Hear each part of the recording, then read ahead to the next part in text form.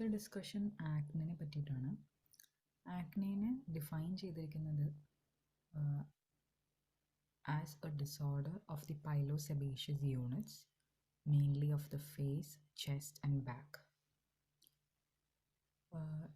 Acne lesions usually start as a open or closed comedones, and then which it evolve into inflammatory papules and pustules, and it resolves as macules or become secondary pyroedema.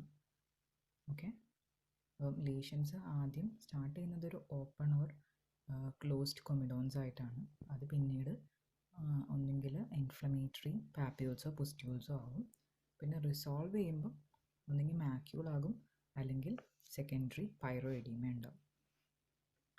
ഇനി incidents എന്ന് പറഞ്ഞു കഴിഞ്ഞാൽ കൂടുതലും കണ്ടുവരുന്നത് adolescent age ഗ്രൂപ്പിലാണ്.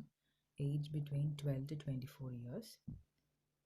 Acne vulgaris is usually a self-limiting disease. ഇനി pathophysiology എന്ന് പറഞ്ഞു കഴിഞ്ഞാൽ അതിനകത്ത് പാത്തോജനസിസ് 3 ഇവൻറ്റ്സ് ആയിട്ടാണ് നടക്കുന്നത്. ആദ്യത്തെ ഇവൻ്റാണ് ഇൻക്രീസ്ഡ് സെബം പ്രൊഡക്ഷൻ. അപ്പം സെബം സെക്രീഷൻ ആക്ച്വലി റെഗുലേറ്റ് ചെയ്യുന്നത് is primarily by androgen. അപ്പം ഈ ആൻഡ്രോജൻ പ്യൂബർട്ടിയിൽ ഫീമെയിൽസിലും മെയിൽസിലും ആക്റ്റീവ്ലി സെക്രീറ്റഡ് ആണ്. അപ്പം ടെസ്റ്റോസ്റ്റിറോൺ എന്ന് പറയുന്ന ആൻഡ്രോജൻ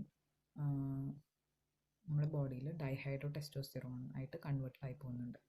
ഈ ഡൈഹൈഡ്രോ ടെസ്റ്റോസ്റ്റിറോണിൻ്റെ കോൺസെൻട്രേഷൻ ബോഡിയിൽ കൂടുന്തോറും സെബേഷ്യസ് ഗ്ലാൻഡിനെ ഇൻഡ്യൂസ് ചെയ്യും to increase in size and activity. അപ്പം സെബത്തിൻ്റെ എമൗണ്ട് കൂടും.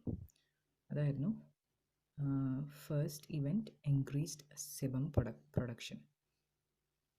ഇനി രണ്ടാമത്തെ കാര്യം എന്ന് പറഞ്ഞു കഴിഞ്ഞാൽ abnormal clumping of epithelial horny cells within pilosebaceous unit. അതായത് ആക്നെ പേഷ്യൻസിൽ എന്താ സംഭവിക്കുന്നത് വെച്ചാൽ കെരാറ്റിനൈസേഷൻ പ്രോസസ്സ് അബ്നോർമലാണ്. അതായത് increased adherence in production of follicular epithelial cells. അതിനെയാണ് നമ്മൾ റിറ്റൻഷൻ ഹൈപ്പർ കെരാറ്റോസിസ് എന്ന് പറയുന്നത്. അപ്പം അതൊരു ഒബ്സ്ട്രക്ഷൻ ഉണ്ടാക്കും to the outflow of pilosebaceous unit. അപ്പം നമ്മൾ പറഞ്ഞ എന്താണെന്ന് വെച്ച് കഴിഞ്ഞാൽ അബ്നോർമലായിട്ട് എപ്പിത്തീലിയൽ സെൽസ് ക്ലംപ് ചെയ്യാണ് ചെയ്യുന്നത് വിത്തിൻ ദ പൈലോസെബേഷ്യസ് യൂണിറ്റ്. അപ്പം അത് എന്തുകൊണ്ടാണെന്ന് വെച്ച് കഴിഞ്ഞാൽ ഒരു increased adherence and production of the follicular epithelial cells കാരണമാണ്. അപ്പം നമ്മുടെ എന്താ പറയുക, പൈലോസെബേഷ്യസ് യൂണിറ്റ്സിൽ അബ്നോർമലായിട്ട് എപ്പിത്തീലിയൽ സെൽസ് വന്നിട്ട് ക്ലംപ് ചെയ്യാണ് ചെയ്യുന്നത്. അങ്ങനെ പറയുന്ന പേരാണ് റിറ്റൻഷൻ ഹൈപ്പർ കെരാറ്റോസിസ്. ഇനി മൂന്നാമത്തെ കാര്യമാണ് presence of propionibacterium acne which is a gram positive bacteria. അപ്പം ഈ എന്താ പറയുക, പ്രൊപ്പിയോണി ബാക്ടീരിയം ആക്നയുടെ പ്രസൻസ് വളരെ കൂടുതലാണ് ആക്നെയുള്ള ആൾക്കാരിൽ when compared to people without acne. അപ്പം ഈ പ്രൊപ്പിയോണി ബാക്ടീരിയം എന്താ ചെയ്യുന്നത് വെച്ച് കഴിഞ്ഞാൽ സെവറൽ എൻസൈംസ് പ്രൊഡ്യൂസ് ചെയ്യും, ഇൻക്ലൂഡിങ് ലിപ്പേസസ്.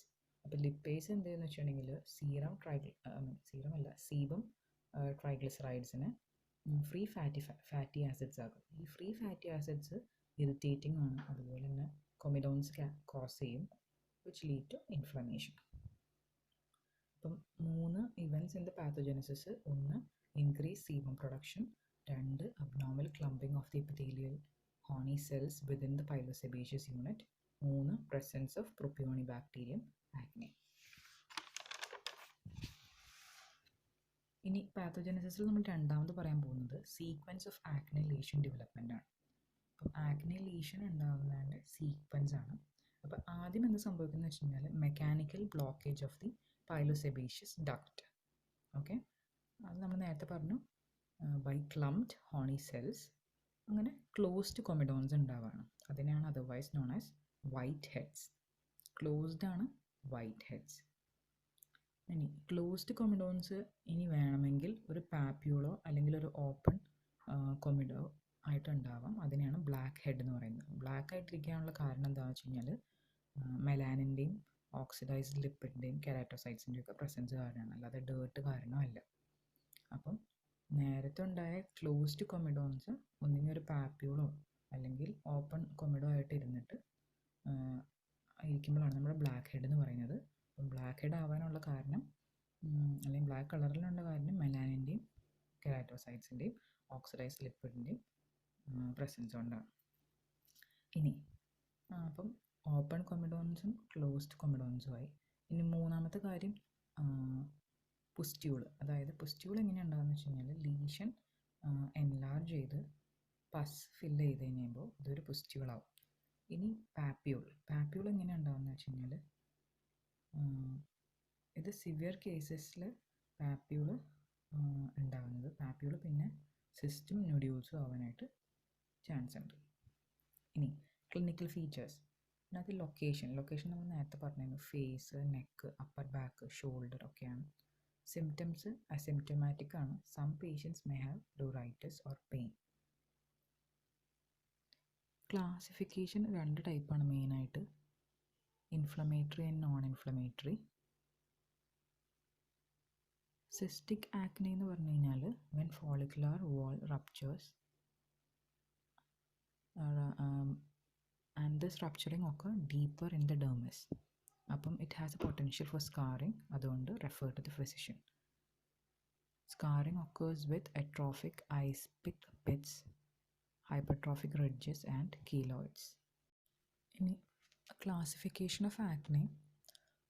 ആക്നെ മെയിനായിട്ട് 4 ഗ്രേഡായിട്ട് തിരിച്ചിട്ടുണ്ട്. ഗ്രേഡ് 1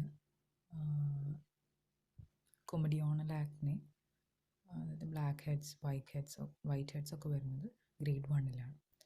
ഇനി പാപ്പുലോപുസ്റ്റുലാറിനെ നമ്മൾ ഗ്രേഡ് 2 ഗ്രേഡ് 3 ഗ്രേഡ് 4 കാണുന്നത്. ഗ്രേഡ് 2 വരുന്നത് papular acne which cause mild scarring. Grade 3 വരുന്നത് pustular acne with moderate scarring. And grade 4 severe persistent pustulocystic acne with extensive scarring. പിന്നെ ആക്നെയുടെ complicating ഫാക്ടേഴ്സാണ്. അതായത് ആദ്യത്തെ ഫാക്ടറാണ് drugs and hormones. Bromides, iodides, topical coal tar products, androgens, phenytoin, lithium, corticosteroid ഇവരൊക്കെ comedogenic ആണ്. അതുകൊണ്ട് acne complicate ചെയ്യും. രണ്ടാമത്തത് സ്ട്രെസ്സ് ആക്നെ കോസ് ചെയ്യില്ല, ബട്ട് ഇറ്റ് എക്സസർബേറ്റ് ആക്നെ. പിന്നെ ഡയറ്റ്, പ്രത്യേകിച്ച് സ്റ്റഡി ഒന്നുമില്ല ഡയറ്റിന് ഒരു ക്ലിയർ എവിഡൻസ് പറയാനായിട്ട് ആക്നെ കോസ് ചെയ്യുന്നതായിട്ട്. ബട്ട് ഇപ്പം എല്ലാ ഡെർമറ്റോളജിസ്റ്റും റെക്കമെൻഡ് ചെയ്യുന്നത് to have a balanced diet and to avoid excess fat and simple carbohydrates. But if the patient insist certain foods exacerbate their acne, the patient should be advised to avoid them. പിന്നെ physical trauma and irritation എന്ന് പറഞ്ഞു കഴിഞ്ഞാൽ scrubbing the face, picking the pimples etcetera, അതൊക്കെ inflammation create ചെയ്യാൻ chance, inflammation കൂട്ടുകയും ചെയ്യും. അതുപോലെ തന്നെ സിറ്റുവേഷൻ വേഴ്സൺ ചെയ്യും. പക്ഷേ അതിന് പകരം general cleansing with mild soap and water is beneficial. പിന്നെ കോസ്മെറ്റിക്സിൻ്റെ കാര്യമാണ്. കോസ്മെറ്റിക്സിലെ ingredients, if it has lanolin, petroleum bases, cocoa butter etc. അതൊക്കെ കൊമിഡിയോജനിക് ആണ്. അതുപോലെ preparations like sun tan oils, heavy foundations, cleansing cream ഇതൊക്കെ ആക്നെയുള്ള പേഷ്യൻസ് അവോയ്ഡ് ചെയ്യണം. Menstrual സൈക്കിളിൽ flare ups ഉണ്ടാവാൻ ചാൻസ് ഉണ്ട് ഡ്യൂറിങ് പ്രീ മെൻസ്ട്രൽ ഫേസ്. അത് പ്രൊജസ്ട്രോണിൻ്റെ ലെവൽ കാരണമാകാനുള്ള ചാൻസ് ഉണ്ട്. എൻവയോൺമെൻറ്റൽ ഫാക്ടേഴ്സ് എന്ന് പറഞ്ഞാൽ very humid environments or heavy sweating ഉള്ള സിറ്റുവേഷൻസിൽ ആക്നെ എക്സർബേറ്റ് ആവാനുള്ളൊരു ചാൻസ് ഉണ്ട്. ഇനി ട്രീറ്റ്മെൻറ്റ് ആൻഡ് കെയർ. ആക്നെ ഒരു ഏർലി 20s ഒക്കെ ആകുമ്പോഴേക്കും ഇമ്പ്രൂവ് ചെയ്യുകയാണ് യൂഷ്വലി ചെയ്യാറ്. ആൻഡ് ട്രീറ്റ്മെൻ്റ് ആണെങ്കിൽ കൂടെയും ട്രീറ്റ്മെൻറ്റ് എടുത്താലും ഒരു സെവറൽ വീക്സ് എടുക്കും എന്തെങ്കിലും ക്ലിനിക്കൽ ഇമ്പ്രൂവ്മെൻ്റ് ഉണ്ടാവാനായിട്ട്. And number and type of the lesion നമ്മൾ റഫ്ലി ഡിറ്റർമിൻ ചെയ്യണം. എന്ന് വെച്ചാൽ അടുത്ത വിസിറ്റിൽ റെസ്പോൺസ് അസസ് ചെയ്യാൻ വേണ്ടിയിട്ട്. അതുപോലെ തന്നെ self treatment with OTC agents are recommended only for patients with non inflammatory grade 1 acne of mild to moderate severity. ഇനി ക്ലെൻസിങ് റെക്കമെൻഡേഷൻസ് എന്ന് പറയുമ്പോൾ അതിനകത്ത് പറയണത് എന്താണെന്ന് വെച്ച് കഴിഞ്ഞാൽ ഓയിലി സ്കിന്നാണ് കൂടുതലും ആക്നെയുള്ള പേഷ്യൻസിൽ കാണുന്നത്. അപ്പോൾ cleansing, gentle cleansing 2 to 3 times is beneficial. പിന്നെ scrubbing worsens acne because it causes inflammation.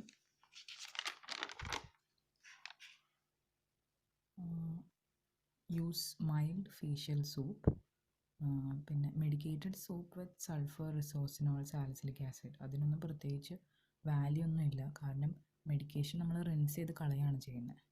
Penetration in the follicle നടക്കണില്ല നമ്മൾ മെഡിക്കേറ്റഡ് സോപ്പ് ഉപയോഗിക്കുമ്പോൾ. ഇനി ഇഫ് മൈൽഡ് കൊമിഡോണൽ ആക്നെ ആണെന്നുണ്ടെങ്കിൽ cleansers with pumice, polyethylene, aluminium oxide ബെനിഫിഷ്യലാണ്. ഇനി approaches to treatment. Most cases manage ചെയ്യുന്നത് with topical treatment മാത്രം മതിയാവും. അതിൻ്റെ 3 അപ്രോച്ചസാണ് നമുക്കുള്ളത്. ഒന്ന്, unblocking the sebaceous duct. 2, decreasing the amount of sebum. മൂന്നാമത്തെ എന്ന് വെച്ച് കഴിഞ്ഞാൽ changing composition of the sebum to make it less irritating by decreasing population of propionibacterium acne. ഇനി നമ്മൾ നോൺ പ്രിസ്ക്രിപ്ഷൻ ടോപ്പിക്കൽ മെഡിക്കേഷനെ പറ്റിയിട്ടാണ് പഠിക്കുന്നത്, അതായത് OTC ടോപ്പിക്കൽ മെഡിക്കേഷൻ. അത് ആദ്യത്തെ ഏജൻ്റാണ് benzoyl peroxide, 2.5 to 10%. It is considered as the most effective topical OTC agent for acne.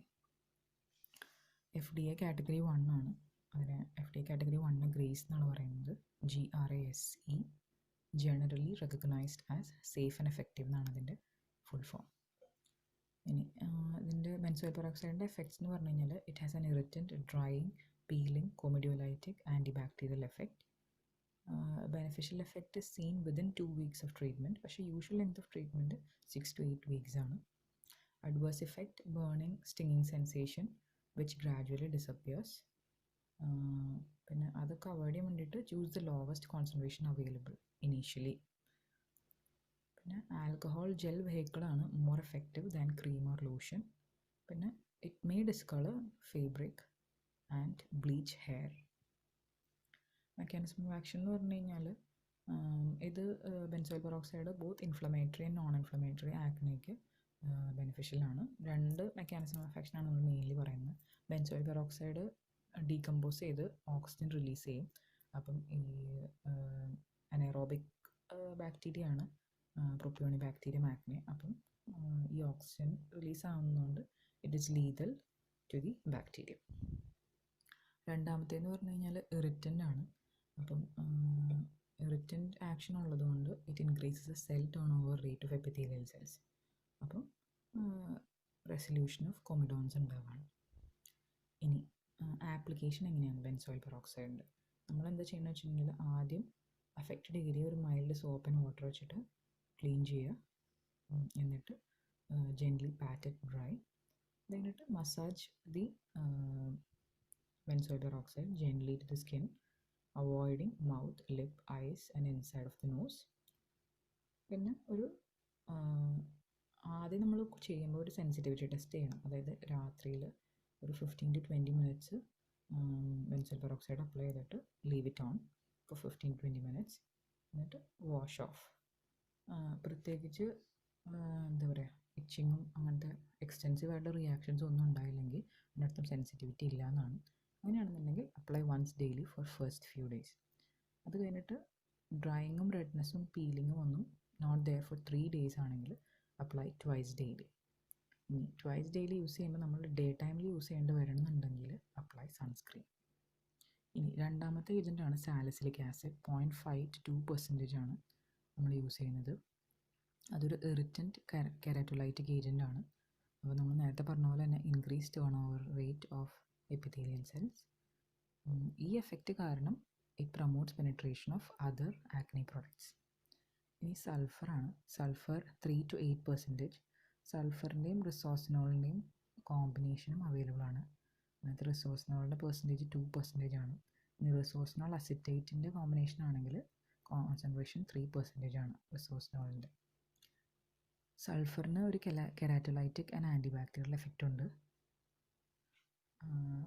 പക്ഷേ it may be acnegenic with continued use, അതിനൊരു ഒഫെൻസീവ് കളർ ആൻഡ് ഓർഡറും ഉണ്ട്. ഇനി റിസോസിനോൾ കെരാറ്റോലൈറ്റിക് ആണ്. It is safe and effective when used with sulphur.